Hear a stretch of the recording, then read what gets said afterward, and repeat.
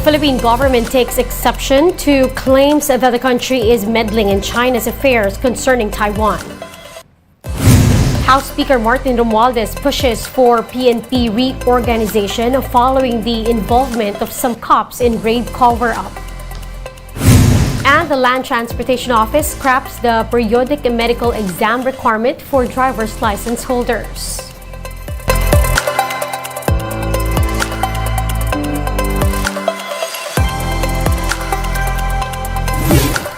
Fast, focused, and fearless. Here's a roundup of stories we're watching now. I'm Riza Diaz.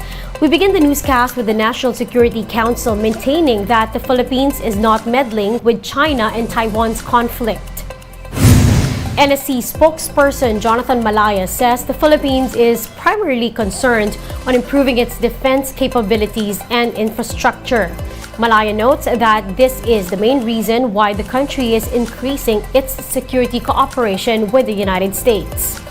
For Senator Rizzo Ontiveros, issues on Taiwan's independence is exclusively for the Taiwanese government to tackle.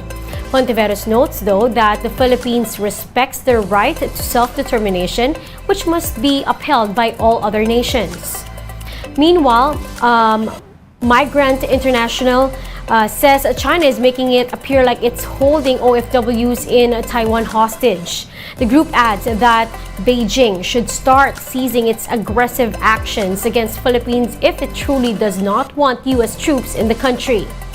The statements came after the Chinese embassy advised Manila to oppose Taiwan's independence if the country cares genuinely about the Filipinos there. It also accused the United States of taking advantage of additional military sites to interfere with Beijing's conflict with Taiwan.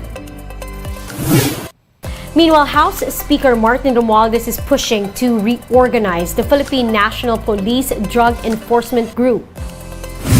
Romualdez said that while an investigation is being undertaken, measures to reorganize the drug force unit of the PNP should be implemented. This came after 49 cops were found to have been involved in the alleged cover-up of irregularities in connection with a major drug haul last year. Some 6.7 billion peso worth of shabu was confiscated at a lending firm owned by dismissed anti-narcotics officer Rodolfo Mayo Jr. 12 of those involved in the suspected cover-ups are commissioned officers, including Brigadier General Narciso Domingo, former director of the PNP Drug Unit. The PNP confirmed earlier today that all of the officers who have committed lapses will face administrative and criminal charges. We'll be back with more stories after the break. Keep it here on One News.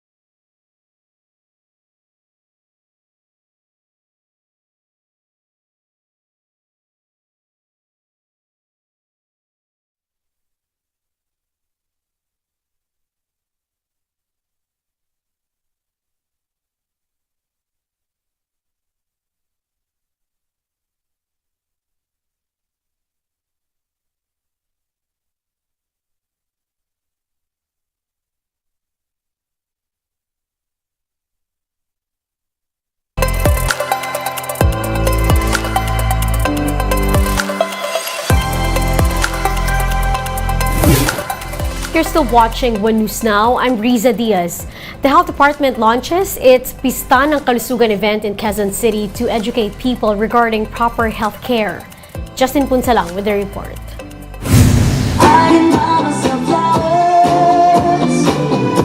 Free vaccination, guidance on healthy eating and exercise, and lectures about safe sex.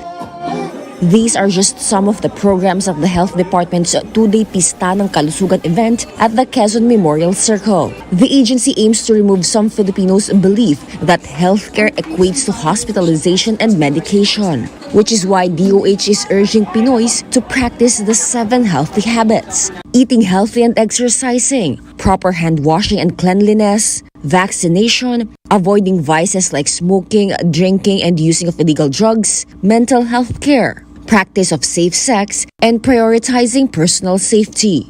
Do we know what we learned from the pandemic? We learned that it is important to maintain healthy lifestyle. It's important to have prevention, then to go for cure. And it is important also to protect people around us. To encourage people to participate, booths for each healthy habit were set up, where participants earn badges after completing challenges. And once they collect all 7 badges, they will be rewarded with a loot bag. QMC visitors enjoy the activities, saying it helped in learning about personal health. Para lang po maraming matutunan man. Dagdag po kaalaman para sa aming magulang, para sa mga bata. There are also free tuberculosis, HIV, and breast cancer screenings. The Health Department assures the public that this campaign will be held across the country. Inaasahan namin na ito ay mangyayari din sa maraming panig ng bansa. Hindi kami titigil hanggat bawat Pilipino ay makukumpleto nila ang 7 healthy habits. For News 5, Justine Punsalang. We are One News. The Land Transportation Office scraps the periodic medical exam requirement for driver license holders. Now, these include holders with a 5- and 10-year license validity. With the amendment, they will only need to undergo 1 mandatory medical examination upon renewal of license. LTO Chief J.R. Tugade said the decision was made based on studies and consultations. Tugade also noted that there's no empirical data on regular medical clearances preventing road crashes. Meanwhile, the country welcomes a fresh set of lawyers, and with that comes extraordinary stories of hope and success.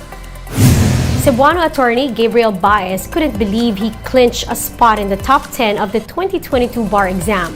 Baez took 6th place with a grade of 87.25%, the only Cebuano top-notcher in the bar exam. He said he was never top of his class in the University of San Carlos, but he made up for it with hard work and diligence. His alma mater wants Baez to nominate a student who will receive a scholarship for any course in the university.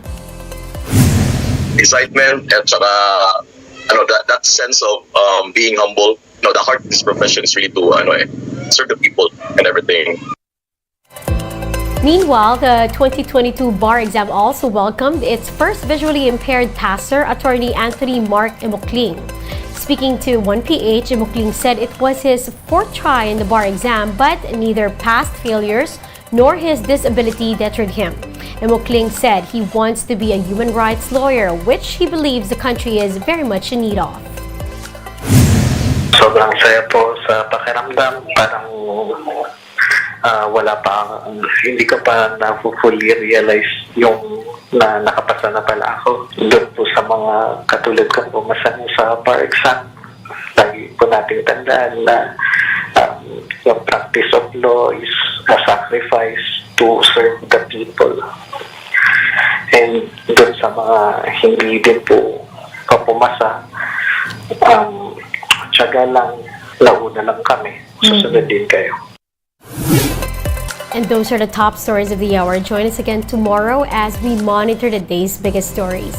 I'm Riza Diaz. We are One News.